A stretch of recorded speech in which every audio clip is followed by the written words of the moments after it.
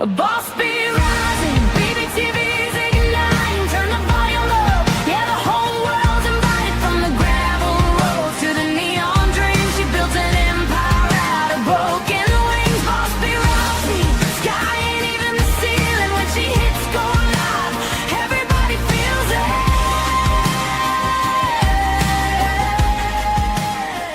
She's the queen of the comeback. So, becoming a grandparent comes with a fascinating job description, I think. Love them, spoil them a little, make memories, send them home with something their parents specifically said they did not need. That part I understand. What nobody puts in the grandma handbook is what you're supposed to do when you're watching your own grown child parent and every ounce of experience you've collected over the years start screaming, "Oh, honey, I would not do it that way." Because suddenly you're standing between two instincts: protect your grandbaby and respect your grown child. And apparently, grandma is supposed to know which one wins. Need advice? Ask a bee. The answers may not be perfect, but they'll be entertaining. Submit your letters and let Bee mind your business for a while. All right, y'all, welcome back to Ask a Bee and our week of talking about life after our children become adults. Monday, we talked about helping without rescuing. Tuesday, we asked whether our grown children actually want our advice or sometimes they just need us to listen. Tonight, another generation has entered the conversation, and that changes everything. Because when your adult child becomes a parent, you don't stop being their mother, but now you're also grandma. You have experience they don't have yet. You remember the mistakes you made. You can sometimes see trouble coming from a mile away. But having experience and having authority are two different things. So tonight we're asking where grandma belongs when she disagrees with the way her own child is raising hers. It's a tough one, but we're going to get to it.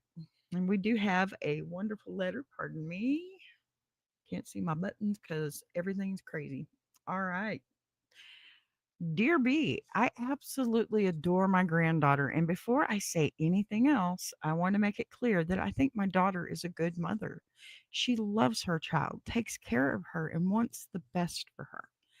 But she also parents very differently than I did. And I'm discovering that being a grandmother requires me to bite my tongue far more often than I expected. Some of the differences don't bother me at all.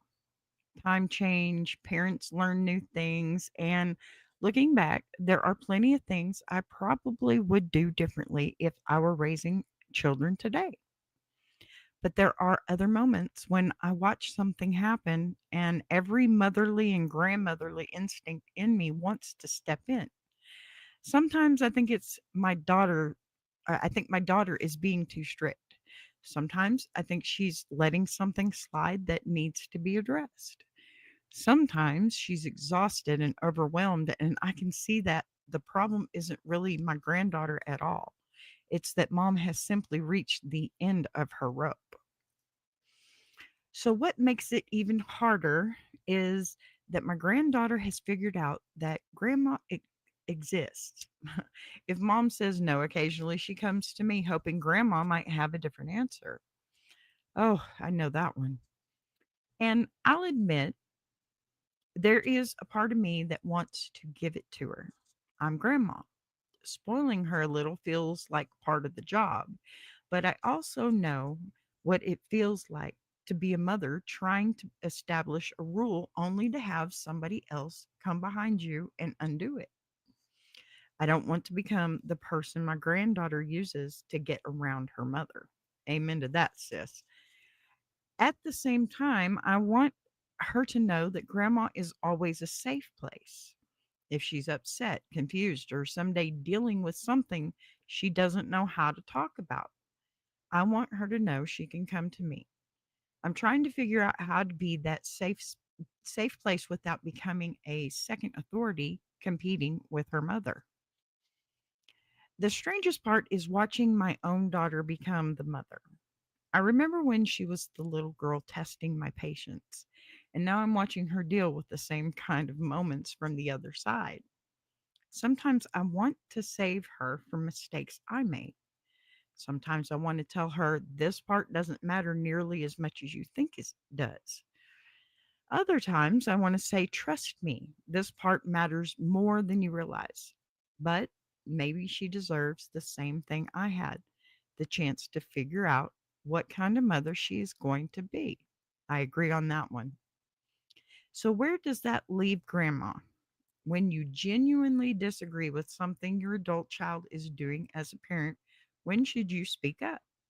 When should you offer advice? When should you step in? And when do you have to remind yourself that loving your grandchild doesn't mean get another turn at raising one? Signed, Grandma Has Opinions. Well, I'm glad, first off, that Grandma has opinions, honestly, because, yeah, opinions come from experience, most cases. Okay, so Grandma has experience, but Mom has authority, plain and simple. Becoming a grandparent doesn't erase everything you learned while raising your own children. In fact, you may see situations more clearly now because you're not exhausted anymore, or overwhelmed, or responsible for every decision 24 hours a day. You know which battles matter, and you pick and choose, and which ones you wish you'd never fought. You know, some mistakes, because you personally made them, them, right? That experience can be incredibly valuable, but experience doesn't automatically equal authority. Your adult child is now the parent. Their household has its own routines, values, rules, and consequences. The challenge is figuring out how to offer the wisdom you've earned, okay, without treating your adult child like they're still 16 and need mom to supervise their decisions, because that's not the case. We've talked about that all week. That is not the case. You know, being grandma is one thing, yes. Being being the authoritative figure for your grandchild is, it's just not possible. Sure, when they're with you, okay? If you want to go technical on me, let's be silly about it. When mom and dad's not around, you have complete authority. So you do how you did with some improvements because, I was not perfect in raising my kids. And there are things that I would do differently now too. Well, now I can because I have a grandchild to do that with, right? Look, there is a difference between saying, here's something I learned, and saying, here's what you're going to do. Okay. That's the problem. Don't tell your child, well, this is what you should do. Just say, hey, this is what I did. You can take from it what you want, because that's the safe place right there for you and your child. They're going to make that final decision, and you need to let them. Being a safe grandma and being the loophole are not the same thing either. Okay. Every grandparent wants their grandchildren to feel like grandma's house is special. I'll be honest with you. I have one grandchild, and I know that my husband is her favorite, and I'm okay with that because, well, most of my kids were like that too.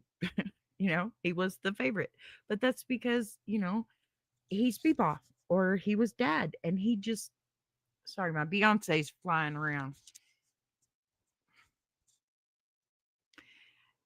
He worked a lot, so he didn't get as much time with the kids as I did.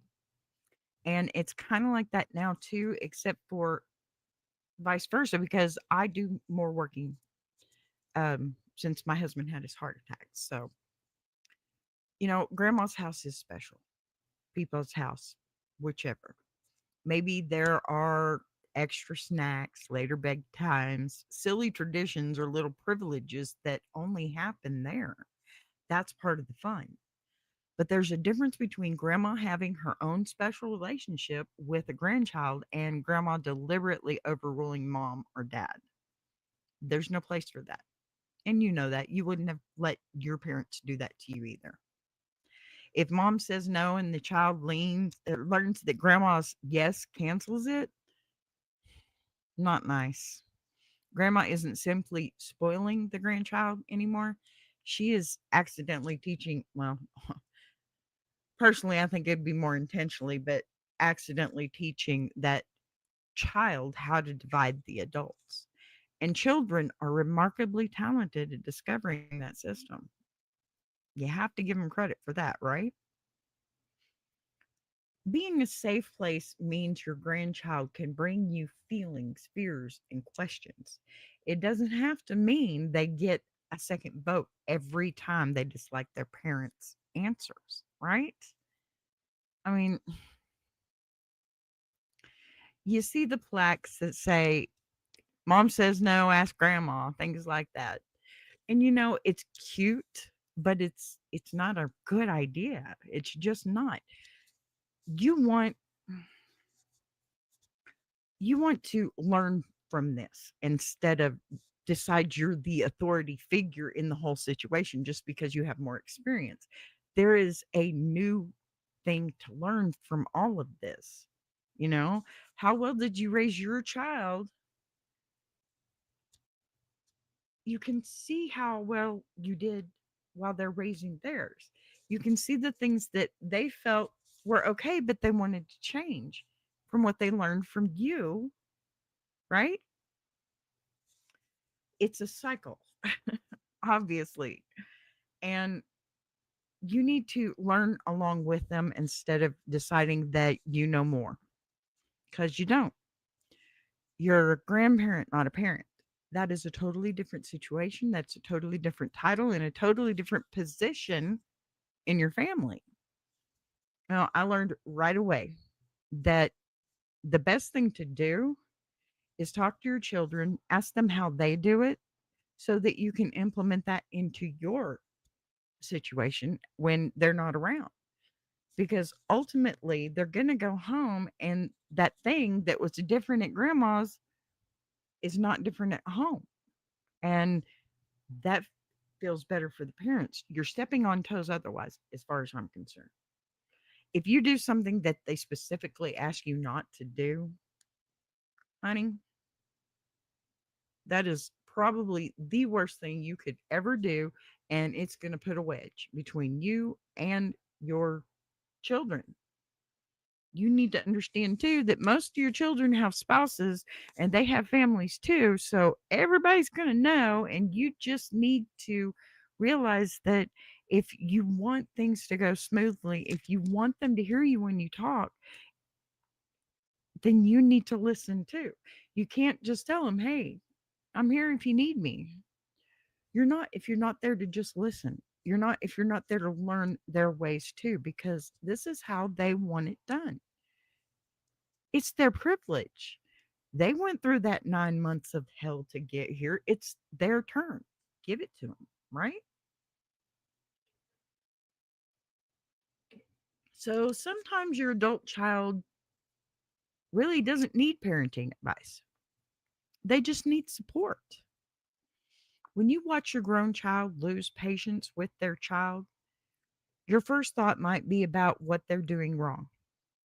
But sometimes what you're actually witnessing is exhaustion. Maybe they haven't slept. Maybe money is tight. Remember back then?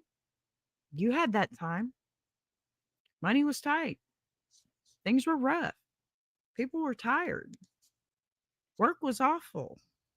You know, they answered the same question 73 times today, and grandma happened to arrive for number 74. Instead of correcting how they're parenting in that moment, perhaps the more useful question is, what can I take off your plate? Can I watch the grandbaby for an hour, give you some rest, make dinner? I'd love to. Let mom take a shower without somebody knocking on the door. Sometimes helping the parent helps the grandchild more than giving parent, another piece of advice. You know, I have one grandchild, so I have one son and a daughter in law that have this beautiful, beautiful little girl for me to love and care for. And one of the things that I am constantly saying is, you know, when your child goes to school, she has, she or he has two teachers for the rest of their life. And sure, they may have more than that later on, but I'm talking about the school and the home, the institution, so to speak. And when those two teachers, mom and whoever is teaching this child, don't talk, that child is suffering.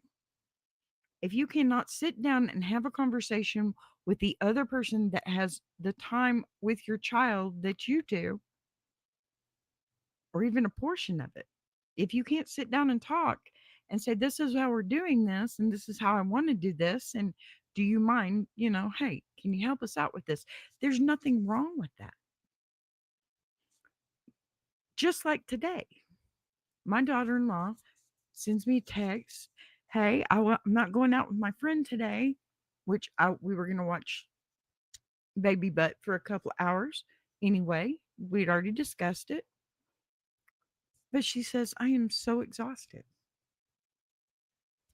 And of course, the answer is yes, because we're not going to say no to our baby girl, and we're not going to say no to her mommy either, because we love them both and we know who we're helping in the situation. And sure, it's for us too. Okay. Because I'm not going to lie, I love this little girl with every bit of my being. She's amazing. She's smart. She's beautiful. I can see my mother and my husband's mother in her, and it's just amazing. And I want all the time to have her here. And I know I can't do that. I want all the time to be the one caring for her, but I know I can't do that either. And that's okay because she has parents that do that. But here's the cool part about this: I get to be grandma and I get to do what they need me to, even if it's for them with her. That's a privilege for me because I remember how hard it is to have kids. Hi, how you doing, Demps? Demps Jules, is that what it is? Sorry, I'm terrible with names, but I want to say hi to you. Thank you for being here. So you're watching your child become a parent, right? And that it can bring up your own past. Seeing your adult child raise children can unexpectedly make you revisit how you raised them. You may recognize things they learned from you. I mean, I've seen it with my son and his daughter. I've seen things that I would do that he does with her too. And it's pretty cool. Me and my daughter-in-law, we get to sit down and have those discussions, and I'm like, "Hey, I'm just want to know how you do this with her at home so that I can keep in step with you." That's the way it should be.